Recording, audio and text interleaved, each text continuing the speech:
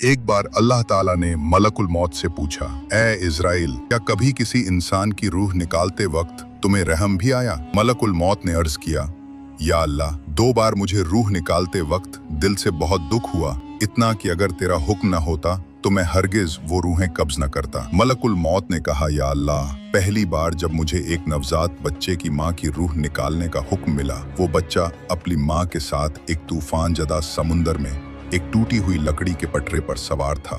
उस वक्त उस मासूम बच्चे का इस पूरी कायनात में सिर्फ एक ही सहारा था, उसकी माँ।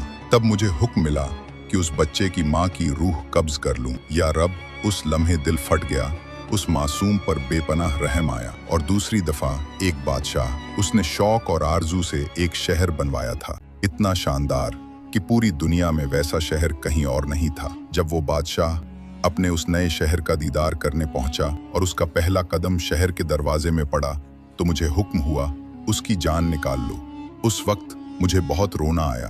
मेरे दिल में ये ख्याल आया कि इस बादशाह ने कितनी तमन्नाएं और हसरतें इस दिल में पाली होंगी, कितना कुछ सोचकर ये शहर बनवाया होगा, और अब वो सब अधूरा ही रह जाएगा। अल्लाह ताला ने मुस्कुराते हुए फरमाया, इज़राइल, तुम्हें ये जानकर ताज्जुब होगा कि जिन 2 लोगों पर तुझे रहम आया वो एक ही इंसान था। वो बच्चा और वही बादशाह, दोनों एक ही शख्स थे।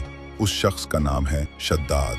हमने उसे समुंदर के तूफानों में भी माँ के बगैर महफूज रखा, उसे जिंदा रखा, पाला पोसा, उसे दौलत और शान और शौकत की बुलंदियों तक पहुँचाया। लेकिन जब वो ताकत और दौलत के इस मुकाम पर पहुँचा तो उसने हमारी वहदानियत को चैलेंज करता है और अब मेरे ही मुकाबले में खड़ा हो गया। आखिरकार उसने अपनी सजा पाई।